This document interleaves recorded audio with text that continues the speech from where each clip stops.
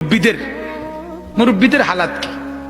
মুরব্বীদের এক জিন্দিগি, অবসর 20 বছর, অবসর 25 বছর, সেই 50 বছর বয়সে উনি অবসর হয়ে গেছে, 50 বছর বয়সে অবসর হয়ে গেছে, 70-75 বয়সে মারা গেছে হয়তো। এই 20-25 বছর এক জিন্দিগি কিসের উপরে? খানা, পান, বিড়ি, পেঁয়াজু আলুর চপ, আপেল মালটা, চায়ের দোকান, টেলিভিশন, গল্প গুজব, শুধু সবার বদনাম।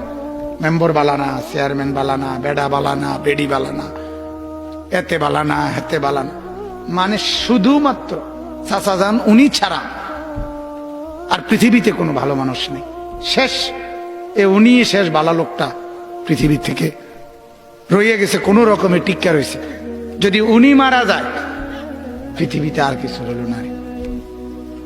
সবাই মিললে যাতে উনি যাতে না মরে, এই জন্য সবার দায়িত্ব উনারে আপেল মালটা ভালো করে খাবে না, যাতে কাকু যাতে না মরে। কারণ বাকি তো সব শেষ, বালাতে হেবাড়া এসো। এই পাগলামি করে বৈশা বৈশা এই এক জিন্দিগি।